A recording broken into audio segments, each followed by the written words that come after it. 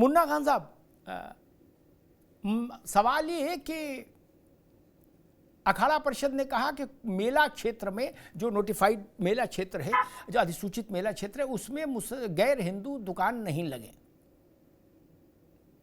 Ziaur Rahman work ने कहा अगर दुकान नहीं लगाने दोगे तो देश भर की दरगाह और मजारों से हिंदुओं को हटा देंगे। अब हिंदू मांग कर रहा है कि तुम्हें मेरी कसम वर्क साहब तुरंत ऐसा शुभ काम कर दो, तुरंत हटा दो। मुन्ना खान साहब, देखिए, पहले तो जितने पैनलिस्ट हैं सभी को नमस्कार, दर्शकों को नमस्कार, और अमिताभ जी आपको भी बहुत बहुत नमस्कार। सवाल ये है कि मुस्लिम कुंभ के मेले में नमाज पढ़ने जाएगा क्या? उसका क्या काम है वहां? क्यों जाएगा वहां? नहीं लगाएगा दुकान। और वर्क साहब के बयान से मैं कोई इत्तेफाक नहीं रखता, व्यक्तिगत बयान हो सकते हैं। सवाल यह है कि जिस तरीके से आज हिंदू और मुस्लिम की बात हो रही है, जिस तरीके से धीरेन्द्र शास्त्री की बात हो रही है, तो दुबई में अय्याशी करने जाते हैं। ये कई वीडियो फुटेज है, मैं भेज दूं साहब को। और अभी जो धर्मगुरु वहां पे कह रहे हैं कि मुस्लिम दुकान नहीं लगाएंगे, उसमें लठम लठ बज रहा है। अभी 2 घंटे पहले की रिपोर्ट बता रहा हूं, जमीन को विवाद के, क्योंकि जमीन में दलाली खानी है इसको। और ये ऐसे हिंदू लोग हैं जो राम जी के नाम पे चंदा खाने का काम करते हैं, राम जी के नाम पे जमीन की दलाली करने का काम करते हैं। तो पहले हिंदू बताए तो सही कि मैं ओरिजिनल हिंदू हूं। हिंदू का मतलब वो मुझे समझाए, बीजेपी का हिंदू नहीं। जो ओरिजिनल हिंदू है उसका मैं सम्मान करता हूं। बीजेपी के जो हिंदू हैं वो बताए कि मैं इस रास्ते पे चलता हूं और हमारी नीयत ये है। सवाल हिंदू मुस्लिम से करने नहीं होगा।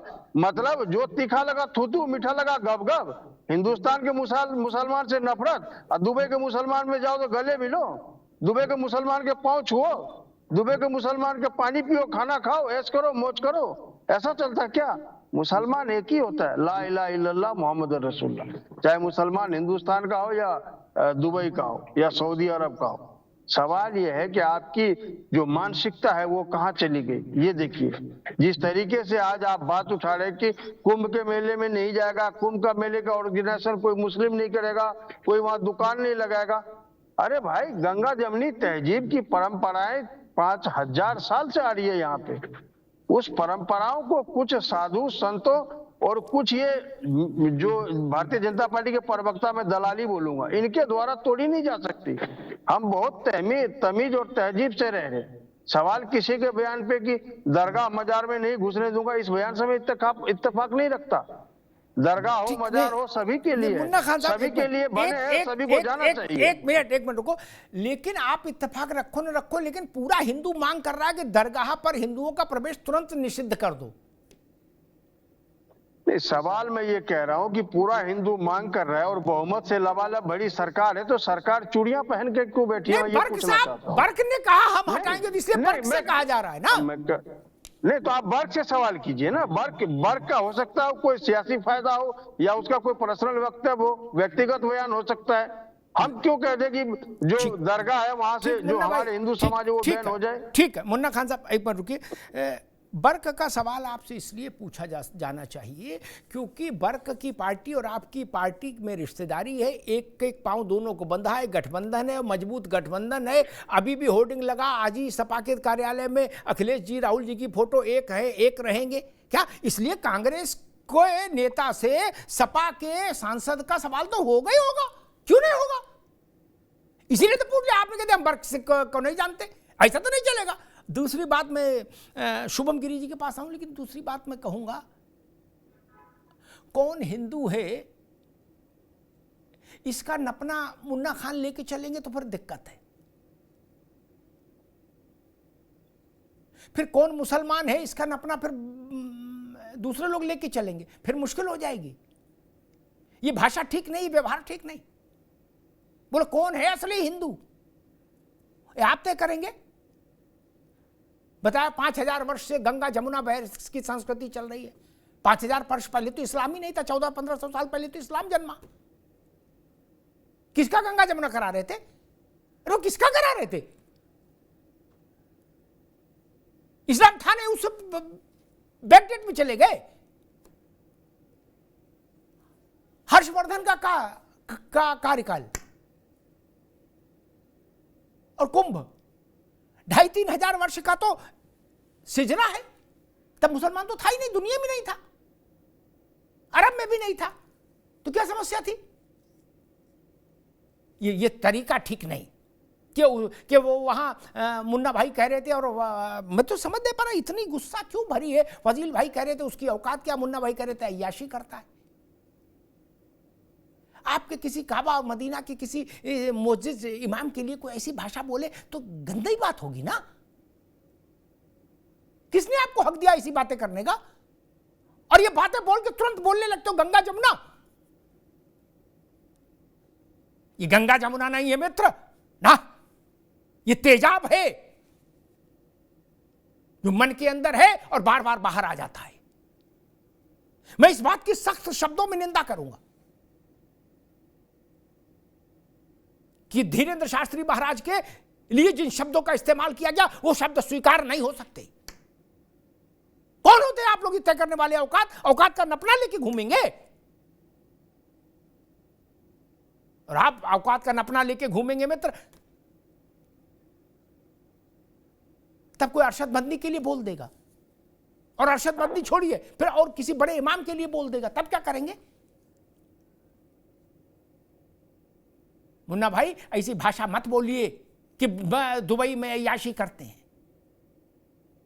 कैसी भाषा है ये? जामा मस्जिद के मौजूदा इमाम और इनके अब्बा वो विदेश जाते थे तो क्या करते थे? उसका सिजरा यहां होना चाहिए? नहीं होना चाहिए ना। बहुत सारे लोग हैं, यहां से कटुता पैदा होती है, यहां से तनाव पैदा होता है। आप बहुसंख्यक वर्ग के श्रद्धा के केंद्र जो लोग हैं, आपको पता है सनातन में जो व्यवस्था है, उस व्यवस्था में सर्वोच्च आसन पर जगत गुरु शंकराचार्य बैठाए गए हैं हम लोगों के द्वारा। आप कह रहे हो कुछ छोटे मोटे साधु संतों ने। छोटे मोटे साधु संत क्या होता है? छोटे मोटे साधु संत क्या होता है भाई? आप जगत गुरु शंकराचार्य को छोटा मोटे साधु संत कह रहे हो, और अरशद मदनी को नबी बता रहे हैं क्या? नहीं, ये तरीका ठीक नहीं। इस भाषा से देश में तनाव फैलेगा। शुभम गिरी जी वो कह रहे हैं कि भाई मुन्ना खान कह रहे हैं कि कुंभ में कोई नमाज जाएगा क्यों? मुसलमान वहां नमाज पढ़ने जाएगा क्या? फिर तो संकट ही खत्म। देखिए अमिताभ जी, मुन्ना खान कांग्रेस के नेता है। मैं वर्तमान में हिमाचल प्रदेश में था और कुल्लू में आयोजन होता है दशहरे का जी। इस समय सुखविंदर सिंह सुक्खू जी की सरकार है और वहाँ सीपीएस है सुंदर सिंह ठाकुर, जो मुख्य संसदीय सचिव है, उनके कुल्लू के विधायक। तो मतलब उस दशहरे का आयोजन भव्य और दिव्य किया गया और सभी कुल्लू वासियों ने उसका स्वागत किया। वक्त के साथ सब बदलता है और बढ़िया ढंग से कुंभ मेले में मुस्लिम समाज की जब एंट्री लगी है, शंकराचार्य जी ने कह दिया अखिल भारतीय अखाड़ा परिषद के जो प्रतिनिधि होते हैं उनका जो फैसला होता है उसके आगे प्रशासन भी झुकता है। आपको तो याद है 2013 में जो 2010 का कुंभ आपको याद है, जब निशंक जी मुख्यमंत्री थे तो महंत ज्ञानदास जी के उस समय विवाद हो गया था, तो महंत ज्ञानदास जी के सामने कैसे अखाड़ा परिषद झुक रहा था। 2016 का आपको उज्जैन का कुंभ याद है, जब महंत नरेंद्र गिरी जी जब अध्यक्ष थे तब उस समय बवंडर हुआ था, तो शिवराज सिंह चौहान को तत्काल माफी मांगने पड़ी और निशंक जी को तत्काल माफी मांगने पड़ी। यहाँ तक कि 98 का जो हरिद्वार में जो कुंभ हुआ था उस समय बसपा की सरकार थी, तो मायावती जी को भी तत्काल अखाड़ा परिषद के आगे माफी मांगने पड़ी।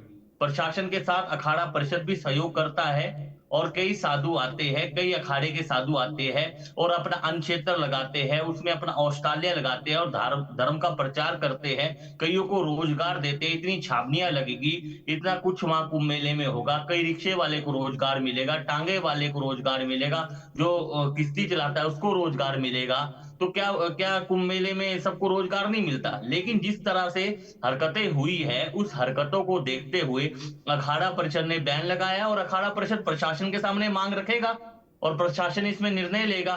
आपने कावड़ मेले में देखा कि कावड़ मेले में नाम सार्वजनिक हित हुए, लेकिन भाजपा के नेता है संजीव बालियान, उन्होंने कहा कि मुस्लिम वर्षों से कैंप लगाते हैं। हमें मानते हैं अमिताभ जी, जब पेशवाइयां निकलती है तो मुस्लिम समाज के लोग हम पे पुष्प बरसाते हैं। मैं खुद इस पेशवाई का गवाह हूं। अभी ध्वज होगा, धर्म ध्वज स्थापित होगा अखाड़ों का, 7 सन्यासियों के अखाड़े हैं, एक अग्नि अखाड़ा ब्रह्मचारियों का है, फिर 3 बैरागियों के है, 2 उदासियों के, एक निर्मल अखाड़ा है। लेकिन हम चाहते हैं कि जिस तरह से कुंभ मेले में व्यवस्था बने रहे, कुंभ मेले का नाम हो, तो मुस्लिम समाज को भी सहयोग करना चाहिए, ना प्रवेश करे। इतना बड़ा प्रयागराज है, कहीं भी रोजगार करे, क्या दिक्कत है?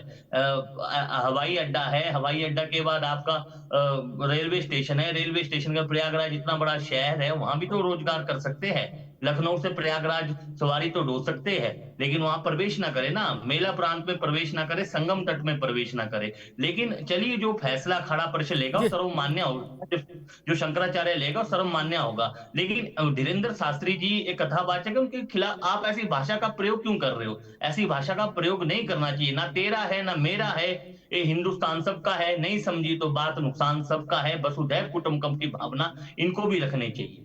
ठीक बात है।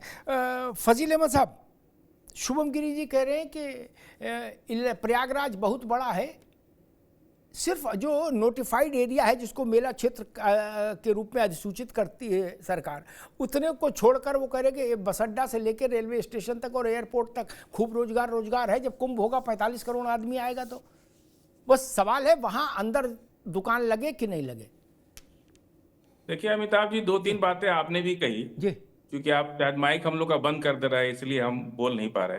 नहीं, अब आपको बोलने का धीरेन्द्र शास्त्री के बारे में आपको बहुत बुरा लग गया, और उनको किसी दूसरे धर्म की चर्चा नहीं करनी चाहिए। आप अपने धर्म को खूब काम करो, कोई दिक्कत नहीं है, लेकिन किसी को नीचा दिखाना, किसी का अपमान करना, आपसे क्या मतलब है? मुसलमान, ये प्रशासन अपना समझेगा इस चीज को, आप अपना राय प्रशासन को दे दो, लेकिन इस पर प्रेस कॉन्फ्रेंस करना, इसको मुद्दा बनाना। और दूसरी बात हर्षवर्धन की आपने की, हर्षवर्धन की मूर्ति वहां से क्यों हटाई गई? हर्षवर्धन हिंदू नहीं था, वो बुद्धिस्ट था, बुद्धिस्ट राजा था, ये दुनिया जानती है।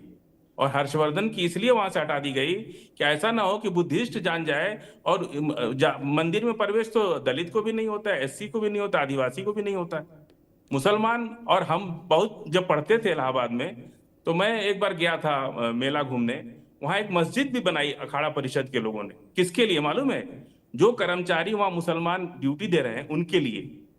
पहले जिस तरह से अखाड़ा बनता है ना, उसी तरह घेर के एक जगह उन्होंने अलॉट की, जिसमें मस्जिद एक इमाम रखे जाते हैं जो नमाज पढ़ाते हैं, जो वहां से कर्मचारी काम करने आते हैं। हजारों में कर्मचारी आते हैं, बहुत से लोग नमाज पढ़ते हैं। अब आप कहिए कि नहीं साहब, कर्मचारी भी नहीं रखना है।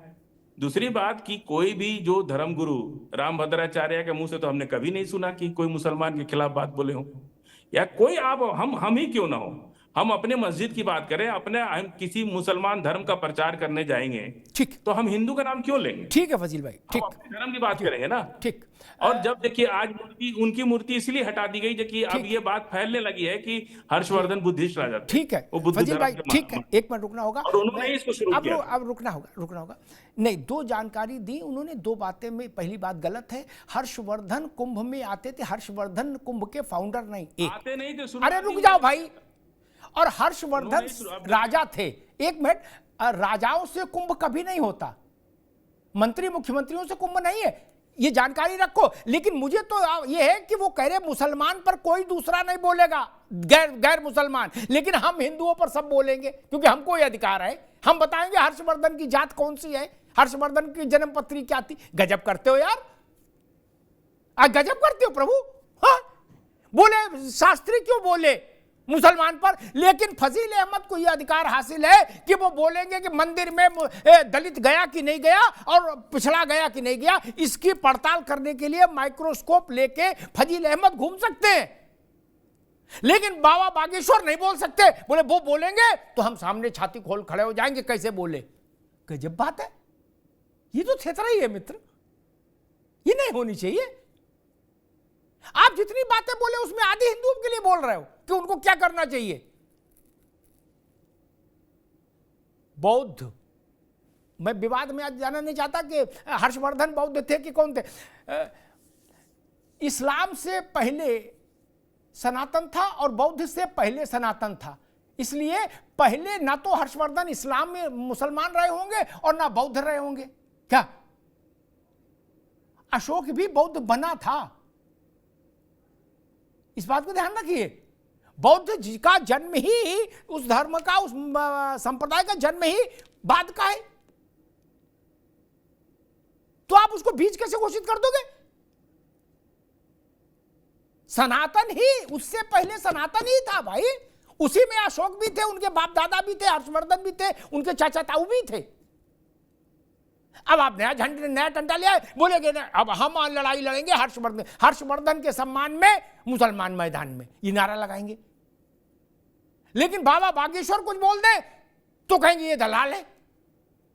गजब बात है यार। आप मक्का मदीना तक महदूद रहे, वो नहीं स्वीकार है, वो स्वीकार नहीं। बोले ना गंगा जमुना के कारण हमको पूरा राइट है, कहीं भी ठेल देंगे हम कुछ भी, लेकिन इनको राइट नहीं देंगे।